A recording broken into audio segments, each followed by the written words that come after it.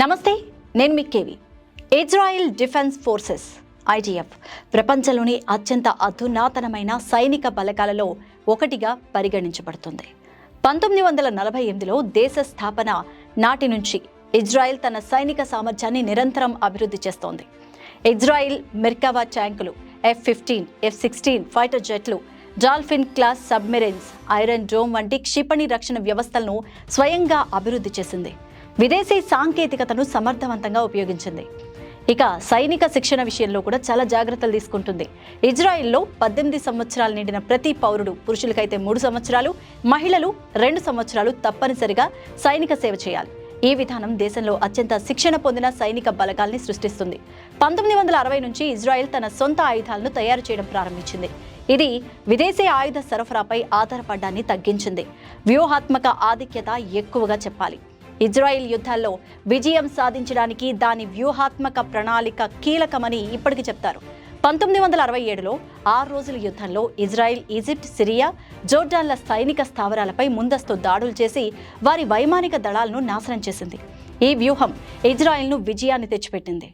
ఇక ఇంటెలిజెన్స్ సామర్థ్యానికి వస్తే మోసాద్ వంటి ఇజ్రాయెల్ గూఢచార సంస్థలు ప్రపంచంలోనే అత్యంత సమర్థవంతమైనగా పరిగణించబడతాయి. ఇక శత్రు దేశాల కదలికలను ముందుగానే గుర్తించి దాడులను నిరోధించడంలో కూడా ఇవి కీలక పాత్ర పోషిస్తాయని చెప్పాలి. ఇజ్రాయెల్ పౌరులు దేశ రక్షణ కోసం ఏకమయ్యే ఉంటారు. ఇది సైనిక కార్యకలాపాలకు ఓ బలమైన జాతీయ మద్దతును కూడా అందిస్తుంది. అంతర్జాతీయ మద్దతు ఇజ్రాయెల్ యుద్ధాల్లో విజయం సాధించడానికి ఈ మద్దతు ముఖ్యంగా యునైటెడ్ స్టేట్స్ నుంచి కీలక పాత్ర పోషిస్తుందనే చెప్పాలి. ఇక 1973 యోమ్ కిప్పూర్ యుద్ధంలో అమెరికా ఇజ్రాయెల్కు భారీ ఆయుధ సరఫరా, సైనిక సహాయాన్ని అందజేసింది. ఇది ఇజ్రాయెల్ విజయానికి దోహదపడిందనే చెప్పాలి. అలాగే ఇటీవల 2024 ఏప్రిల్లో ఇరాన్ క్షిపణి దాడిని ఎదుర్కొనేందుకు America, Britain, Jordan, France, Saudi Arabia, United Arab Emirates అన్ని దేశాలు కూడా సహాయం అందించాయి. అమెరికా వంటి దేశాలు ఐక్యరాష్ట్ర సమితిలో ఇజ్రాయెల్కు మద్దతుగా వీటో అధికారాన్ని ఉపయోగించడం ద్వారా దాని రాజకీయ స్థిరత్వాన్ని కాపాడాయని చెప్పాలి. ఇక ఇజ్రాయెల్ ఓడిపోయిందా ఇప్పటి వరకు అనే విషయానికి వస్తే కొంతమంది విశ్లేషకులు ఇజ్రాయెల్ అన్ని యుద్ధాల్లో విజయం సాధించింది అనే వాదనను ఖండిస్తూ ఉంటారు. 1982 లెబనాన్ యుద్ధం, 2006 హెజ్బుల్లా యుద్ధంలో ఇజ్రాయెల్ సైనికంగా ఆధిపత్యం చూపించినప్పటికీ రాజకీయ లక్ష్యాలను సాధించలేకపోయిందని కొన్ని విమర్శలైతే ఉన్నాయి. ఒకవేళ హెజ్బుల్లా లెబనాన్లో బలపడింది, గాజా యుద్ధంలో హమాస్ను నిర్మూలించడం, బందీలను విడుదల చేయడం వంటి లక్ష్యాలను కూడా ఇజ్రాయెల్ సాధించలేకపోయిందని కూడా కొందరు వాదిస్తూ ఉంటారు.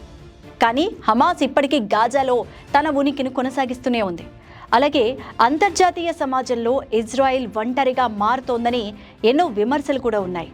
ఇక గాజా యుద్ధంలో అధిక పౌర మరణాలు, అలాగే మానవ హక్కుల ఉల్లంఘనలు ఇన్ని కూడా అధిగమించాయని ఆరోపణలు కూడా ఇజ్రాయెల్ యొక్క అంతర్జాతీయ ఇమేజ్ను డ్యామేజ్ చేశాయని చెప్పాలి. ఇది ఒక రకంగా ఓటమిగా చూడొచ్చని కొందరు అభిప్రాయపడతారు. పర్యావరణ, భౌగోళిక ప్రయోజనం, ఇజ్రాయెల్ యొక్క భౌగోళిక స్థానం, అలాగే రక్షణ వ్యవస్థలు కూడా దాని విజయాలకు కీలకంగా దోహదపడ్డాయని చెప్పాలి. ఇజ్రాయెల్ తన సరిహద్దులను బలమైన రక్షణ వ్యవస్థలతో బలోపేతం చేసింది. ఇందులో గోలన్ హైట్స్ మరియు సినాయ్ లాంటి ఎన్నో వ్యూహాత్మక ప్రాంతాలు కూడా ఉన్నాయి. డాల్ఫిన్ క్లాస్ సబ్మెరైన్లు ఇజ్రాయెల్కు సముద్ర రక్షణలో కూడా ఆధిపత్యాన్ని ప్రదర్శిస్తూ ఉంటాయి. శత్రు దేశాల నౌకాదళ దాడులను కూడా నిరోధిస్తూ ఉంటాయి. అందుకే ఇప్పటి వరకు ఇజ్రాయెల్ ఏ యుద్ధంలోనూ ఓటమిని చవి చూడలేదు అనేది చాలా మంది చెప్తున్నమాట. ఒకవేళ ఇజ్రాయెల్ బాటలోనే ఓటమి ఎరుగని దేశంగా మన దేశం కూడా పరిగణించాలి అంటే భారత్ కూడా కొన్ని సామర్థ్యాలను పెంచుకోవాలి అని చాలా మంది చెప్తున్నమాట. అలాగే ఇటు POKని సాధించడంలో కానీ లేదా చైనా బార్డర్ని సాధించుకోవడంలో కానీ ముఖ్యంగా కొన్ని సాంకేతిక అంశాలను కూడా పరిగణలోకి తీసుకొని మిగతా అన్ని దేశాలను కలుపుకొని ముందుకు వెళ్తే విజయం తథ్యం, విజయం మనదే అంటున్నాయి.